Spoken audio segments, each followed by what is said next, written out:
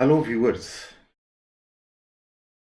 In the last classes, you have learnt words and sentences. Sentences because it is helpful for development of writing and speaking skills. Sentence is of 5 types. One important thing I am going to share with you all. Sentence is of 5 types. They are known as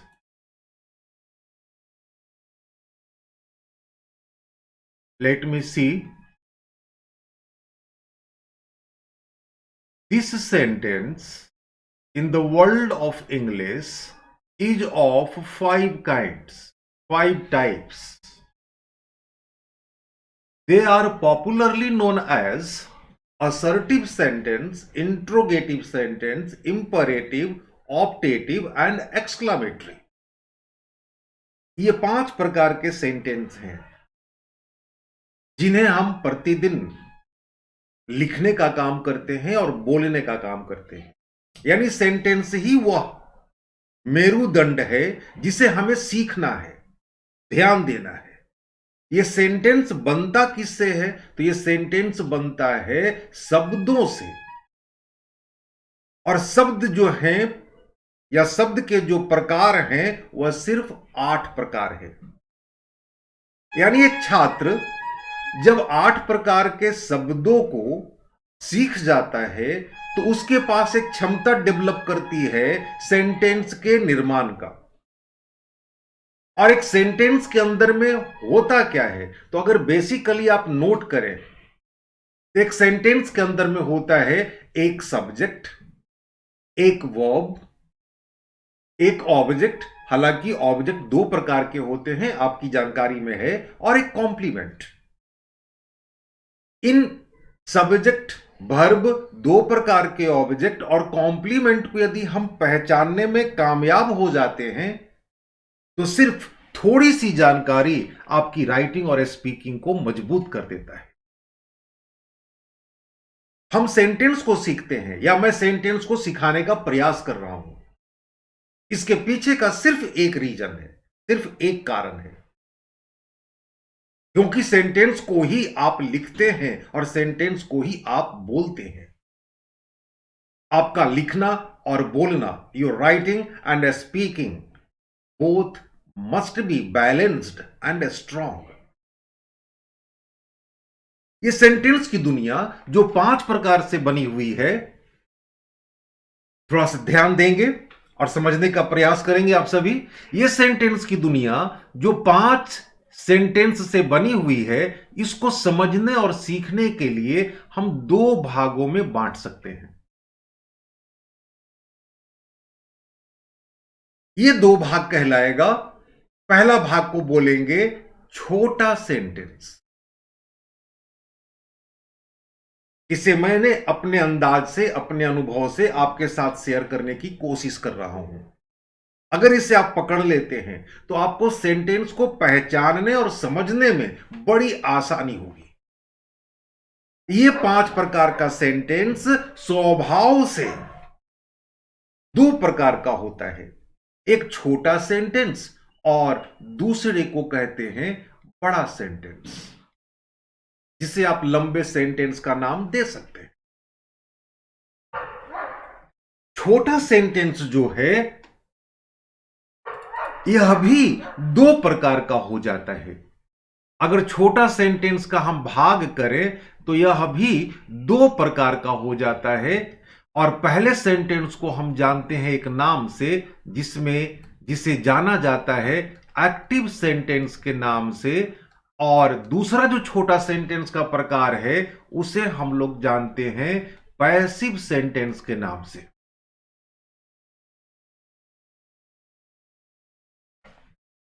sentence 5 प्रकार का।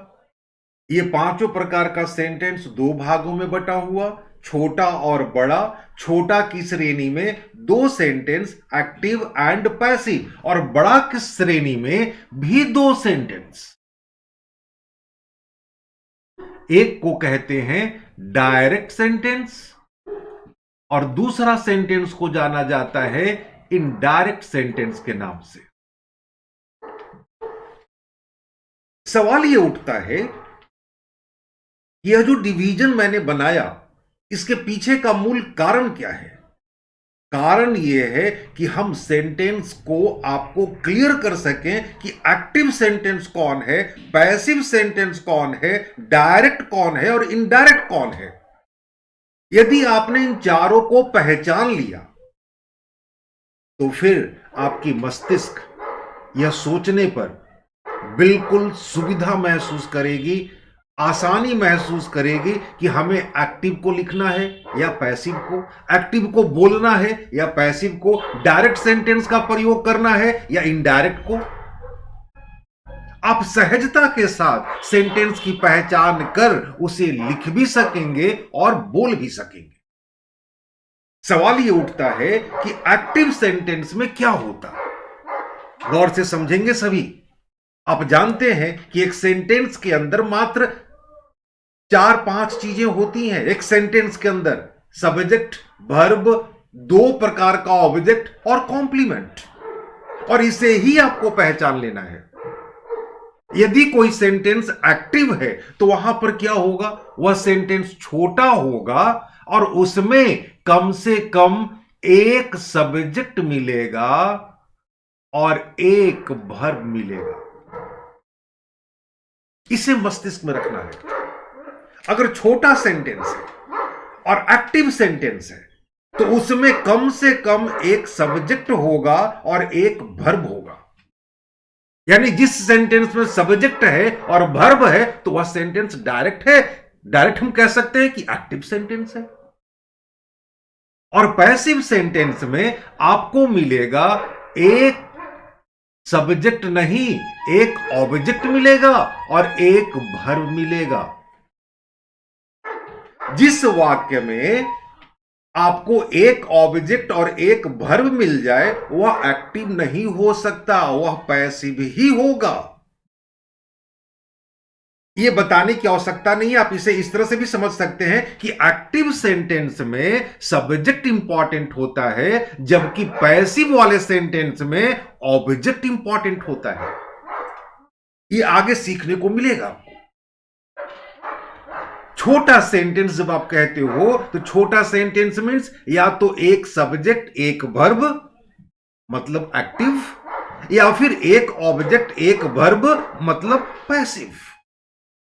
सहजता से आप sentence की length को देखकर, उसके subject object और वर्ब को देखकर आप पहचान लेंगे कि यह सेंटेंस एक्टिव है और यह सेंटेंस पैसिव है।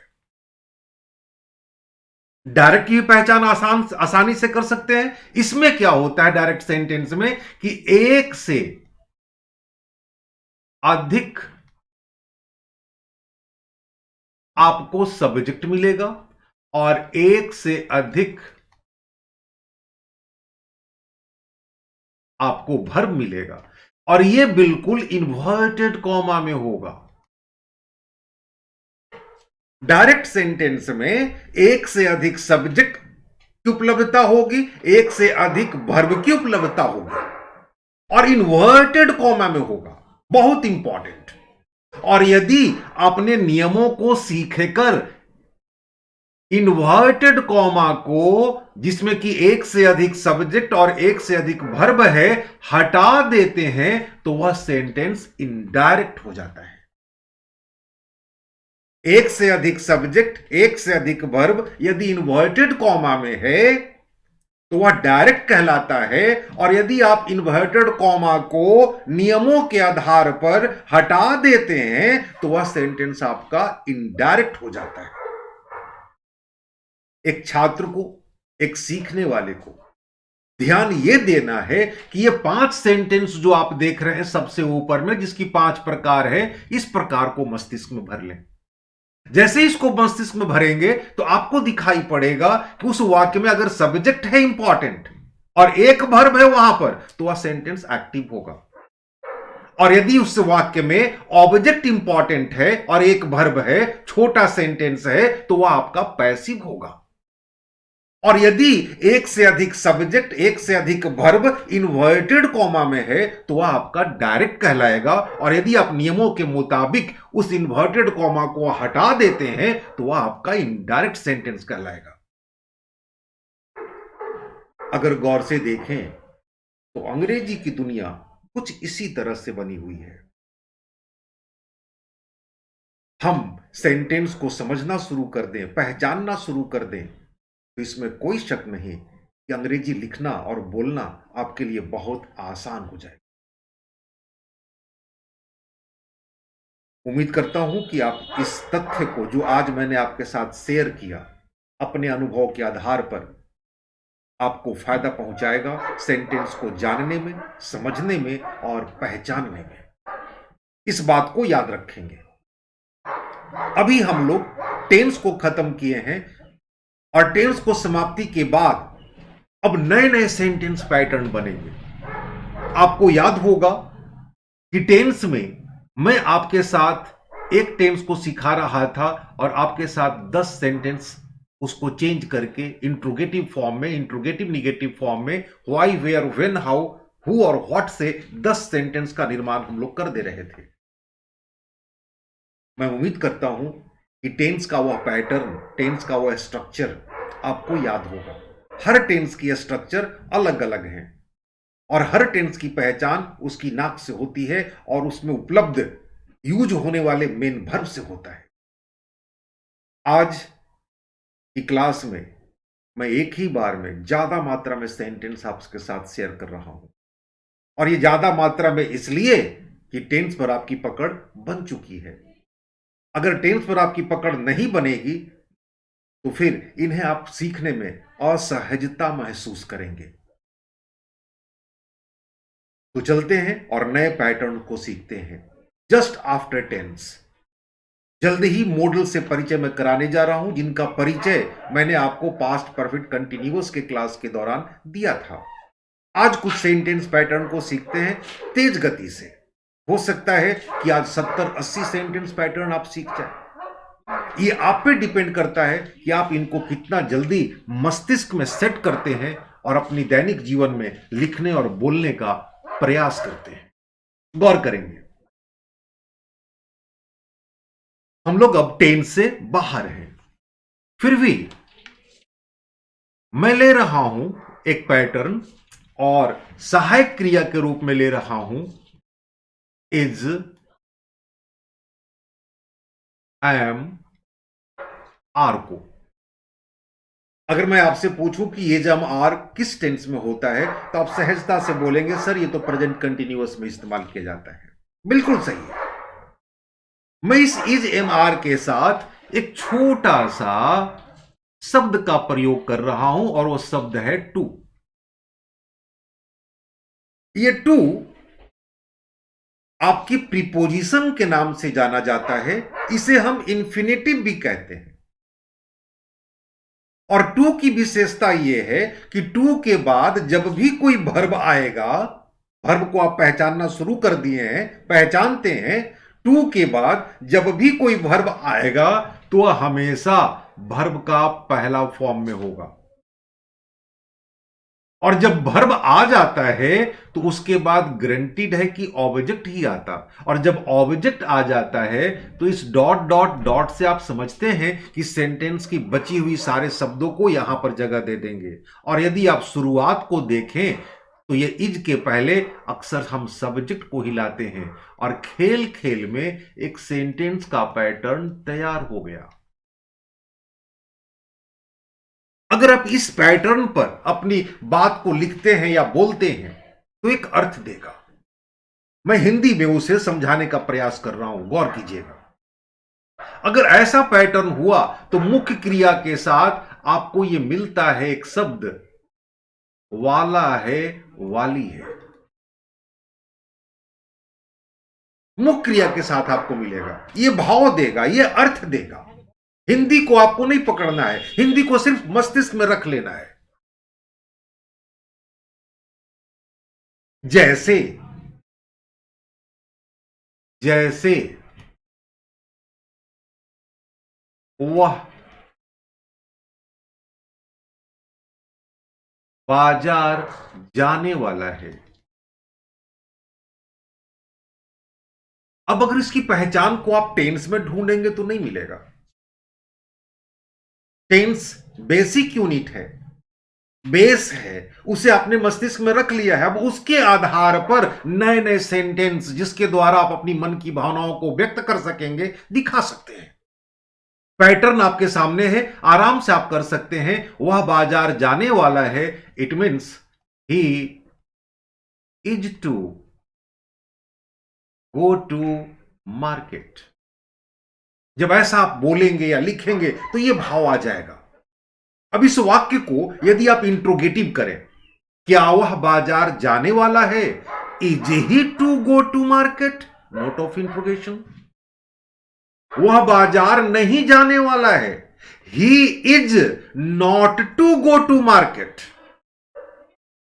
वह बाजार जाने वाला क्यों है, why is he to go to market, note of interrogation.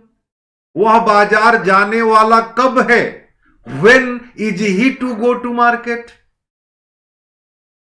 कौन बाजार जाने वाला है, who is to go to market.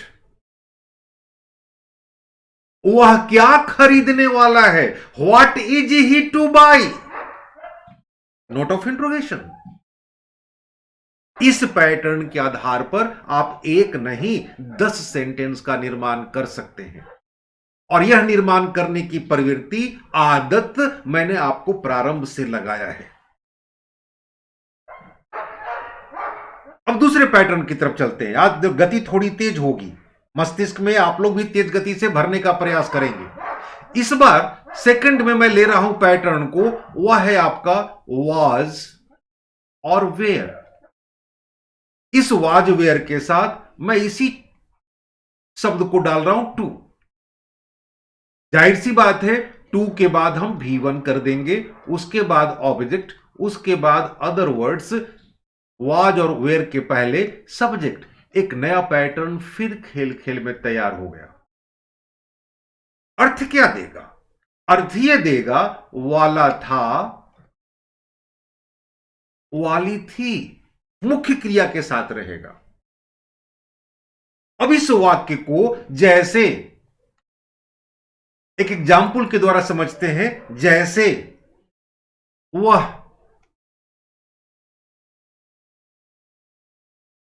किताब खरीदने वाला था। यदि ऐसे वाक्यों को आप अभी व्यक्त करना चाहें तो उसका पैटर्न आपके सामने है, वह किताब खरीदने वाला था। हां, एक बात यहां पर है, यह सेंटेंस में एक प्रकार की खूबसूरती है, एक ब्यूटी है इस वाक्य में। यदि आप पहचान सकते हैं कि सेंटेंस की खूबसूरती क्या है तो बड़ा आनंद आएगा सीखने का। मैं आपको स्पष्ट करता हूं, वह किताब खरीदने वाला था, सेंटेंस असर्टिव है। इसकी खूबसूरती पर ध्यान दीजिएगा। सेंटेंस असर्टिव है लेकिन इसका अर्थ निगेटिव है। कितनी अच्छी बात है कि हम असर्टिव बोलें और अर्थ निगेटिव आए। वह किताब खरीदने वाला था, मतलब उसने किताब नहीं खरीदा। अगर आप इस वाक्य को ऐसा कर दें कि उसने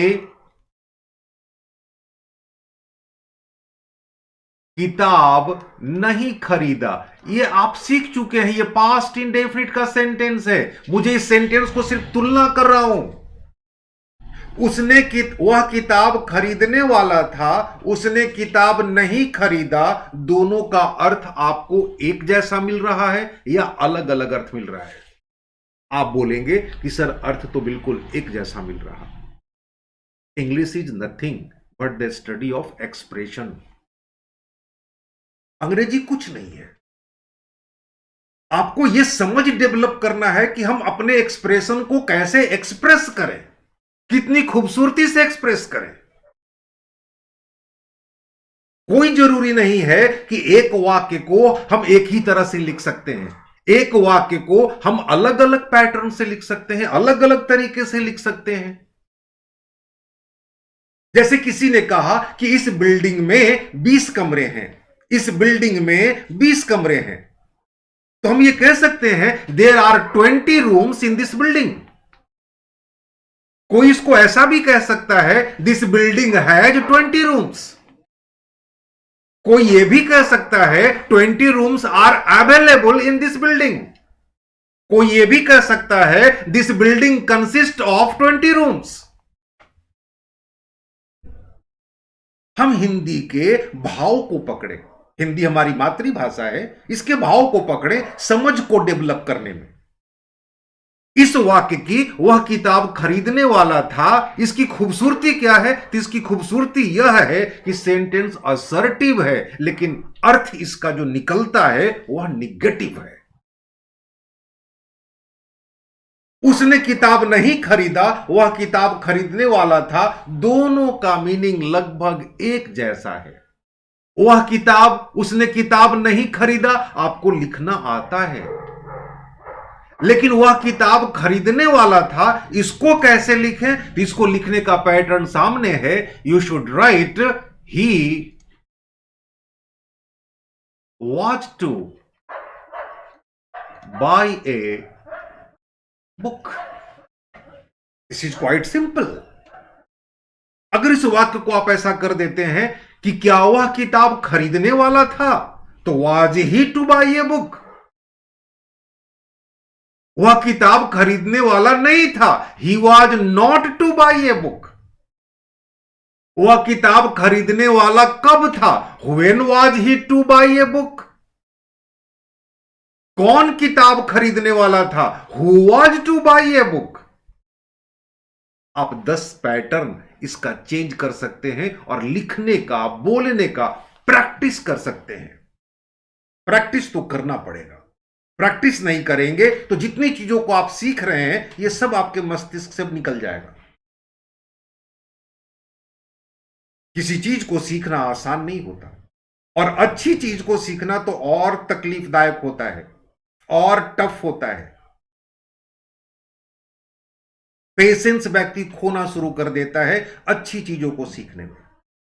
मेहनत करनी पड़ती है, प्रैक्टिस करना पड़ता है, अभ्यास करना पड़ता है। हां, गौर करेंगे, अगर कोई सेंटेंस ऐसा हो जाए कि वह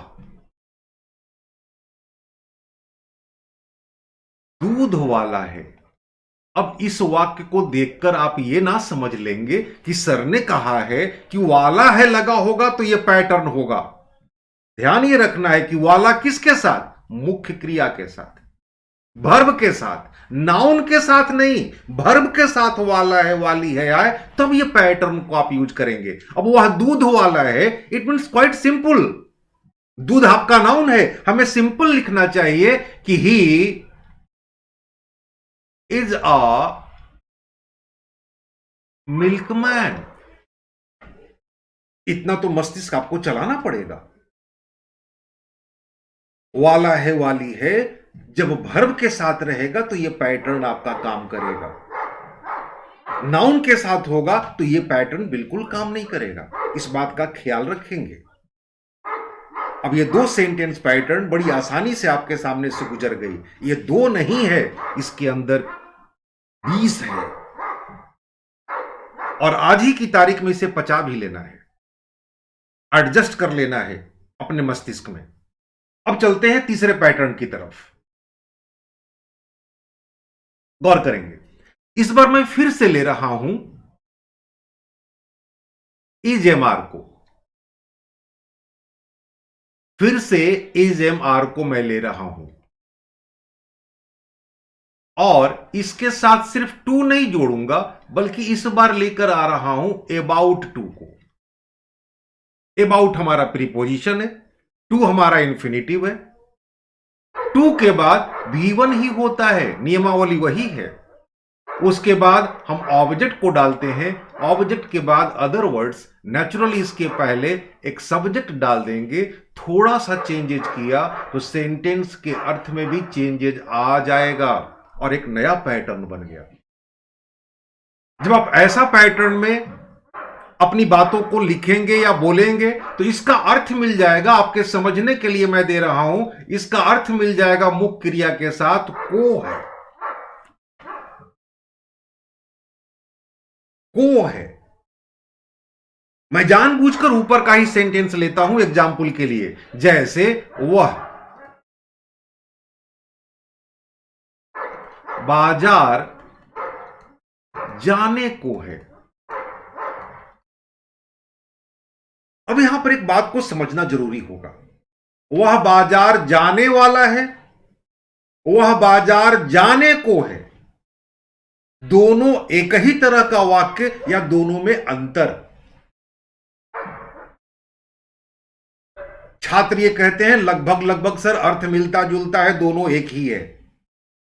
लेकिन मैं आपको क्लियर करना चाहूंगा कि दोनों में थोड़ा सा अंतर है। वह बाजार जाने वाला है में एक लंबा समय का अंतराल मिलता है, एक लंबा अंतराल है समय का। आज दिन भर में कभी भी वह बाजार जाने वाला है, समय की मात्रा ज्यादा है, वह बाजार जाने वाला है सेंटेंस में। लेकिन वह बाजार जाने को है, इसमें ऐसा प्रतीत होता है कि बस साइकिल लगी हुई है और वह घर से बाहर निकलने को है। इसमें समय की कमी है। जाने वाला है में समय मिलता है, लेकिन को है में समय की कमी है, वह बस निकलने ही वाला है, कुछ ऐसा भाव मिलता है। यही कारण है कि यह सेंटेंस पैटर्न जो है, इसका प्रयोग लोग दैनिक बोलचाल की भाषा में ज्यादा करते हैं। अब इस सेंटेंस को कैसे लिखेंगे? वह बाजार जाने को है तो बड़ी सिंपल हो जाएगी, he is about to go to market. Need not to say, you can change it into 10 different kinds of sentences. यदि आप कहते हैं कि क्या वह बाजार जाने को है, तो is he about to go to market? Note of interrogation. वह बाजार नहीं जाने को है, he is not about to go to market. वह बाजार जाने को क्यों है? Why is he about to go to market? Note of interrogation. You can change it in 10 different sentences you have already learned. You can use why, where, when, how, who and what as per the rules, as per the system, as per your habit you have developed just recently. You can change this sentence into 10 different sentences.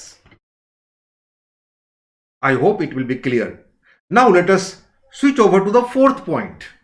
इस बार मैं ले रहा हूं एक structure और past continuous का ले रहा हूं क्रिया वाज एंड वेयर, और इसके साथ जोड़ रहा हूं अबाउट टू को। अबाउट टू के बाद वर्ब का पहला फॉर्म, उसके बाद ऑब्जेक्ट, उसके बाद अदर वर्ड्स, नेचुरली इसके पहले सब्जेक्ट। एक पैटर्न फिर तैयार हो गया। और जब आप ऐसा पैटर्न का इस्तेमाल करेंगे तो इसका अर्थ हो जाएगा को था। जैसे जैसे वह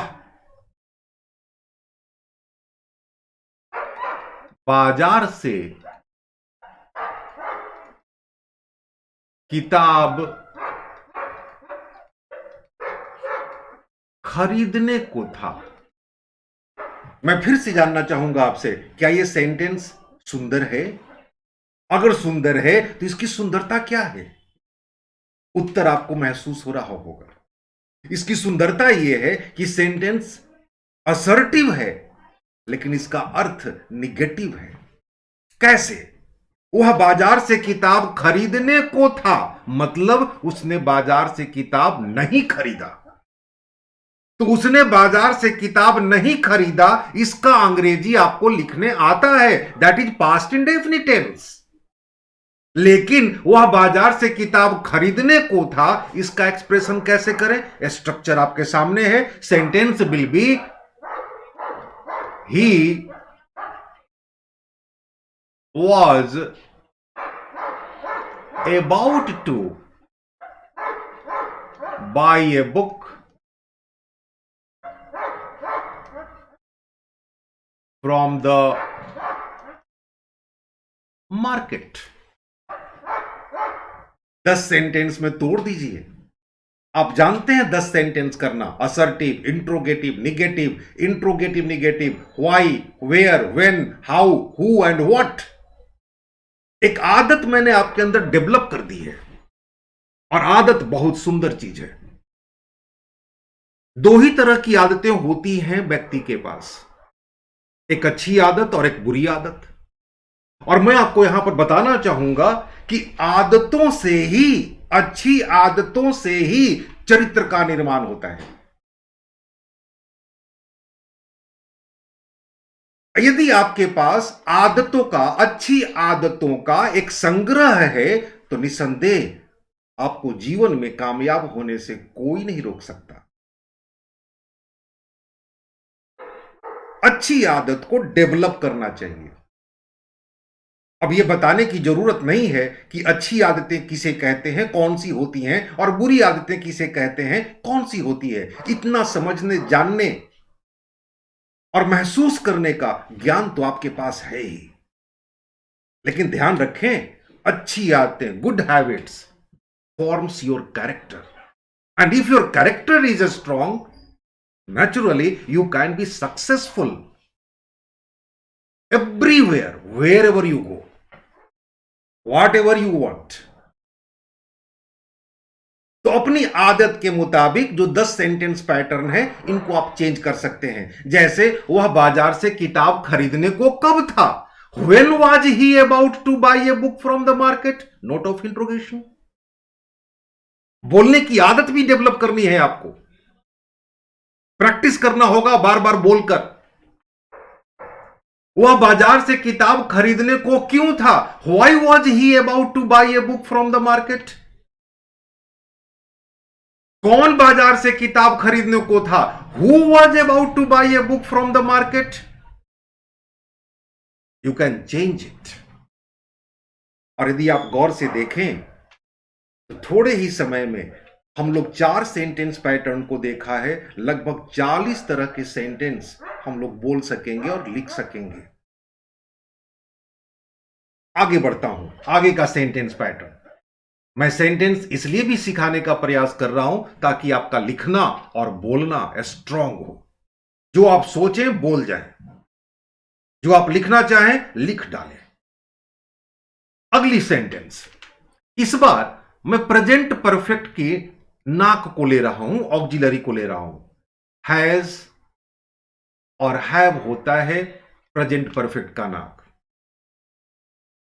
इस हैज हैव के साथ मैं एक छोटा सा वही शब्द जिसे आप इंफिनिटिव कहते हैं, टू को ला रहा। टू के बाद बताने की जरूरत नहीं है, वर्ब का पहला फॉर्म, उसके आगे ऑब्जेक्ट, उसके आगे आपका जो मन करे सेंटेंस से बचा हुआ जो भी शब्द है उस डॉट में डाल दें, और हैज हैव सहायक क्रिया के पहले सब्जेक्ट डाल दें। खेल खेल में एक सेंटेंस का पैटर्न तैयार हो गया। यदि आप इस पैटर्न पर अपनी बातों को लिखना चाहेंगे, बोलना चाहेंगे, तो ये एक अर्थ नहीं देगा आपको, ये 2 अर्थ देगा। दोनों को समझते हैं। सबसे पहला अर्थ देगा ना है, नी है, और दूसरा एक अर्थ देगा पढ़ता है। इस पढ़ता से आप ये मत समझ लीजिएगा कि ये आपका वर्ब है। पढ़ता में ता लगा हुआ है तो ये मत समझ लीजिएगा कि ये प्रेजेंट इंडेफिनिट है। पढ़ना अव्यय है, मेन वर्ब नहीं है। मेन वर्ब में ता ते ती आता है तो हम प्रेजेंट इंडेफिनिट कहते हैं। ये पढ़ता है अव्यय है, मेन वर्ब नहीं है। इसका अगर पास्ट करें, पढ़ता है पढ़ा, पढ़ेगा। पढ़ता है वर्तमान, पढ़ा पास्ट, पढ़ेगा फ्यूचर। ये अव्यय है। अब यदि ना है, नी है या पढ़ता है का भाव देना है तो यह पैटर्न हमारा काम करेगा लिखने और बोलने में। कैसे? जैसे मैं दोनों सेंटेंस पैटर्न आपको दिखा रहा हूं। जैसे उसे आज दिल्ली जाना है, उसे आज दिल्ली जाना है। अक्सर हम लोग प्रतिदिन इस तरह के सेंटेंस को बोला करते हैं। एक सेंटेंस और देखें। उसे उसे पैसा कमाने के लिए, उसे पैसा कमाने के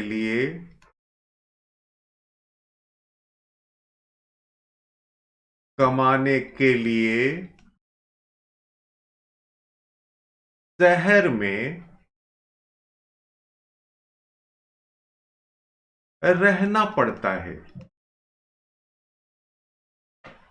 इस तरह के वाक्य को हम प्रतिदिन बोलते हैं, लेकिन पैटर्न सामने है।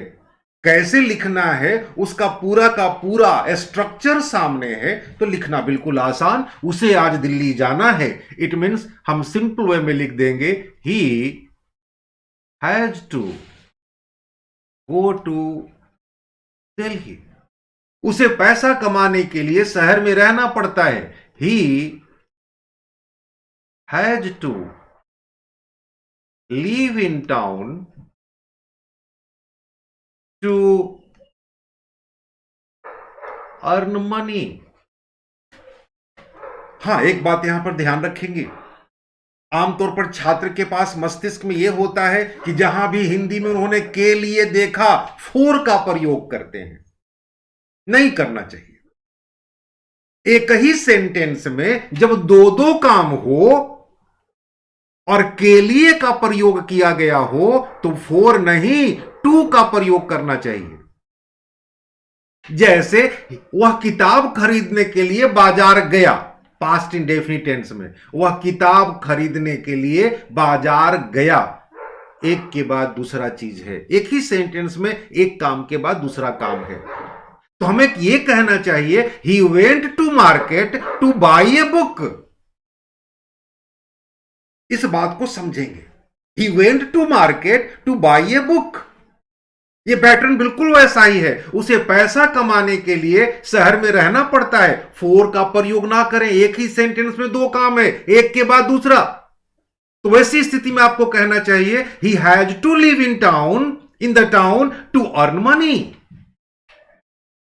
अब इस सेंटेंस को आप 10 भागों में विभाजित सहजता से कर सकते हैं। Assertive, interrogative, negative, interrogative negative, why, where, when, how, who और व्हाट का प्रयोग छूट कर करें।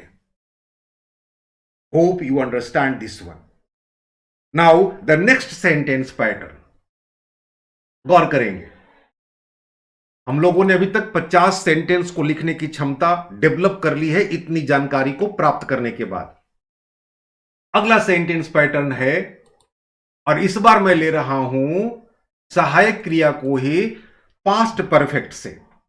और पास्ट परफेक्ट से सहायक क्रिया जो होती है उसे हम लोग कहते हैं हैड। आपको याद होगा मैंने मना किया था, बताया था आपको कि had should not be used when we have a single verb. लेकिन गौर कीजिएगा यहां हैड सिंगल नहीं रहेगा, यहां हैड के साथ हम तुरंत लाएंगे टू को। जैसे ही टू आएगा उसके बाद वर्ब का फर्स्ट फॉर्म।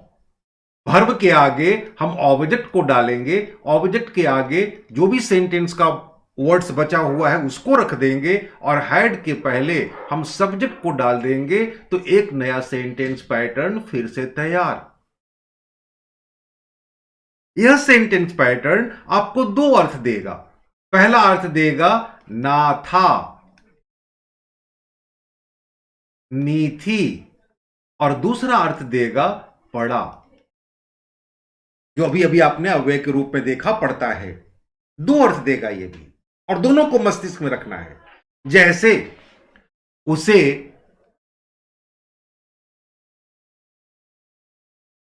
गांव जाना था, बच्चे को बचाने के लिए उसे नदी में कूदना पड़ा। ऐसे सेंटेंसेस को हम प्रतिदिन अपनी भाषा में इस्तेमाल करते हैं, या तो लिखकर या तो बोलकर। पैटर्न सामने है तो चिंता की कोई बात नहीं, और अगर यही पैटर्न आपके मस्तिष्क में आ गया तो फिर दूर दूर तक कोई चिंता की बात नहीं। You feel easy to frame the sentence during your speaking and writing both, and mind it. जीवन भर एक छात्र को दो ही तरह के टेस्ट से गुजरना पड़ता है, या तो लिखकर या तो बोलकर। लिखकर मतलब रिटन टेस्ट, एंड बोलकर इट मीन्स इंटरव्यू। और इंटरव्यू में भी आप सेंटेंस का ही प्रयोग करते हैं, और आंसर को लिखने में भी आप सेंटेंस का ही प्रयोग करते हैं। और यदि आपके पास सेंटेंस के सारे पैटर्न दिमाग में हैं, चाहे वो छोटा सेंटेंस हो या बड़ा, एक्टिव हो या पैसिव, डायरेक्ट हो या इनडायरेक्ट, तो फिर आपकी हाथों को कौन पकड़ सकता है लिखने से? आपकी जुबान को कौन रोक सकता है बोलने से? अब इस तरह के वाक्य को लिखना आसान, क्योंकि पैटर्न आपके सामने है। उसे गांव जाना था, सेंटेंस हो जाएगी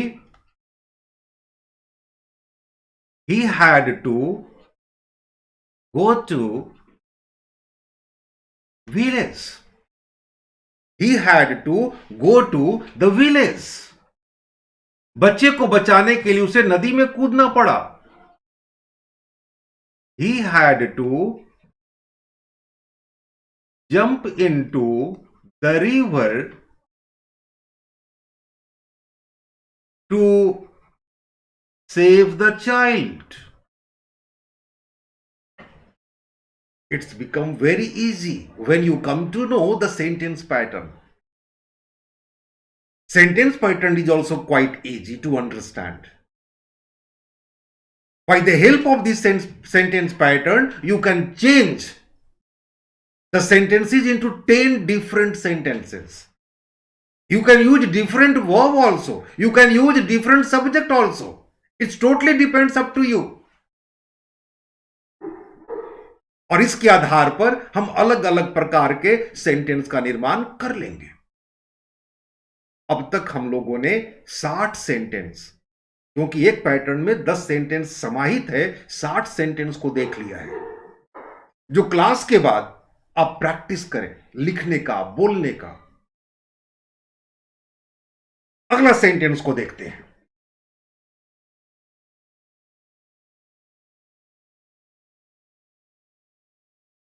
इस बार मैं ले रहा हूं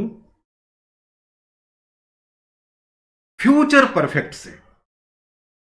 फ्यूचर परफेक्ट की सहायक क्रिया होती है विल हैव या शैल हैव। इसके बाद मैं डाल रहा हूं टू को। जाहिर सी बात है, टू के बाद V1 होगा, V1 के बाद ऑब्जेक्ट, ऑब्जेक्ट के बाद बाकी सारे शब्द सेंटेंस का, और इसके पहले सब्जेक्ट। खेल खेल में फिर से एक सेंटेंस का पैटर्न तैयार हो गया। जब इस तरह के सेंटेंस से आप बोलेंगे या लिखने का प्रयास करेंगे तो यह भी आपको दो अर्थ देगा। थोड़ी सी समझने की जरूरत पड़ेगी। पहला अर्थ देगा ना होगा, नी होगी, और दूसरा यह अर्थ देगा पड़ेगा। बड़ा सुंदर सा सेंटेंस बनता है ये। और इस वाक्य में, इस तरह के वाक्य में आपको एक सेंस दिखेगा ऑर्डर का। ऐसा प्रतीत होगा कि आप इस तरह के वाक्यों को बोलकर सामने किसी को ऑर्डर दे रहे हैं। आदेश का भाव झलकता है ऐसे वाक्यों से। जैसे तुम्हें 2 घंटे में इस काम को पूरा करना होगा, तुम्हें शाम तक अवश्य लौट जाना होगा, तुम्हें प्रतिदिन 10 शब्द रोज याद करना होगा, तुम्हें अंग्रेजी सीखना होगा। चलिए इसी को एग्जाम्पल में लेता हूं। जैसे तुम्हें अंग्रेजी सीखना होगा, या आप इसमें जोड़ दें एक शब्द, तुम्हें अंग्रेजी सीखना पड़ेगा। तो सीखना होगा या सीखना पड़ेगा, दोनों का अर्थ तो बिल्कुल एक जैसा है। समझने की सिर्फ जरूरत है। तुम्हें अंग्रेजी सीखना होगा, ऐसा लगता है जिस व्यक्ति के सामने बोला जा रहा है वो डर से कांप रहा हो और ये कह रहा हो कि नहीं, हमको अंग्रेजी नहीं सीखना है। इस तरह के वाक्यों में एक आदेश का भाव होता है, एक ऑर्डर का भाव होता है। और जब इस तरह के सेंटेंस पैटर्न को आप लिखेंगे, पैटर्न आपके सामने है, it's very easy to do that one, and sentence will be तुम्हें अंग्रेजी सीखना होगा या सीखना पड़ेगा। You will have to learn English. अगर इसको इंट्रोगेटिव कर दें कि क्या तुम्हें अंग्रेजी सीखना होगा, will you have to learn English. तुम्हें अंग्रेजी क्यों सीखना होगा, why will you have to learn English. तुम्हें अंग्रेजी कैसे सीखना होगा, how will you have to learn English. It requires a little bit practice, and when you speak out continuously, when you start doing practice regularly, your way of speaking will be smart and you feel yourself easy to speak out the English language. If you want to make your hand smarter, naturally you have to write. You have to frame the sentences every day, new sentences, and you have to write them on your copy. If your writing is much more, naturally you feel a high level of confidence inside in your personality. Today I have covered at least 7 or 8 sentence patterns. These patterns are quite simple. I am going to conclude by saying that the first point, sentence सिर्फ 5 प्रकार के होते हैं, लेकिन स्वभाव से 2 भागों में बटा हुआ, एक छोटा और एक बड़ा। जब छोटा सेंटेंस कहते हैं तो ये छोटा सेंटेंस भी 2 भागों में बटा हुआ है। एक को कहते हैं एक्टिव सेंटेंस, दूसरे को कहते हैं पैसिव सेंटेंस। एक्टिव सेंटेंस में एक सब्जेक्ट और एक वर्ब होता है और सब्जेक्ट महत्वपूर्ण होता है। पैसिव सेंटेंस में एक ऑब्जेक्ट होता है, एक वर्ब होता है और ऑब्जेक्ट महत्वपूर्ण होता है। जबकि बड़ा सेंटेंस भी 2 भागों में बटा हुआ है।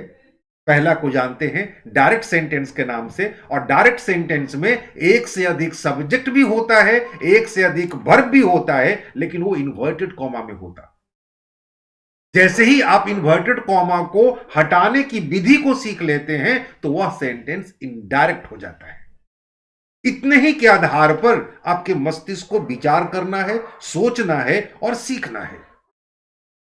आज की पीरियड में आपने अलग अलग प्रकार के सेंटेंस पैटर्न को देखा। ये सेंटेंस पैटर्न थी, सबसे पहला इज एम आर टू, दूसरा वाज वेयर टू, तीसरा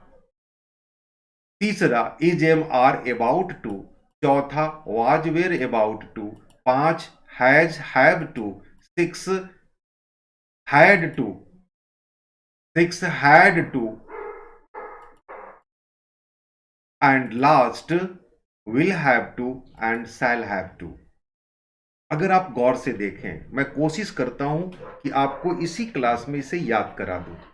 अगर गौर से इन सारे सेंटेंस पैटर्न को आप देखें तो कॉमन क्या दिखता है, जो सभी में कॉमन है। तो कॉमन दिखता है सब्जेक्ट सब में है, शुरुआत में ही, टू के बाद V1 सभी में है, कॉमन है, और अंत में ऑब्जेक्ट भी बिल्कुल कॉमन है, और डॉट डॉट डॉट भी कॉमन है।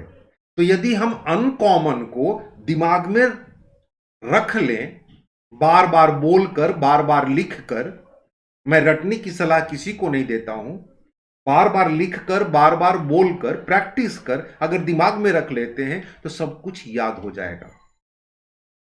अक्सर बच्चों को सिखाने के क्रम में क्लासरूम में मैं इसे बिल्कुल successfully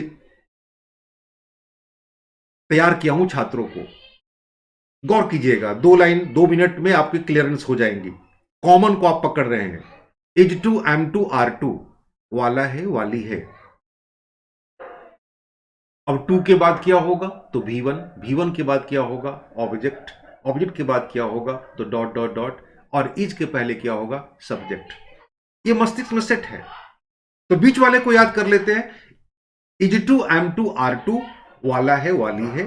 was to, where to, वाला था, वाली थी। Is about to, am about to, are about to, को है। Was about to, were about to, को था। हैड टू, हैव टू, नानी है, पढ़ता है। हैड टू, नानी थी, पढ़ा। Will have to, shall have to, नानी होगी, पढ़ेगा। अगर आप इस वे में इसको मस्तिष्क में डालते हैं तो मैं नहीं समझता हूं कि आपसे कभी भूल होगी। आप इसे तेज गति में भी बोल सकते हैं। Is to, am to, are to, वाला है, वाली है। वाज टू, वेयर टू, वाला था, वाली थी। Is about to, am about to, are about to, को है। Was about to, were about to, को था। हैड टू, हैव टू, नानी है, पढ़ता है। हैड टू, नानी थी, पढ़ा। Will have to, shall have to, नानी होगी, पढ़ेगा। इसे सुनकर मुस्कुराने की आवश्यकता नहीं है, बल्कि मस्तिष्क में रखने की आवश्यकता है। And when you keep inside in your brain, you will be successful in your writing and speaking both. Now I am going to conclude the today's session by saying that in next classes you will get the introduction of modals. That is quite important, and we will start learning the modal sentences. Whatever you all are learning, that is assertive sentence, that is active sentence, because in these sentences subject is important. With these words I conclude this session. Thank you very much.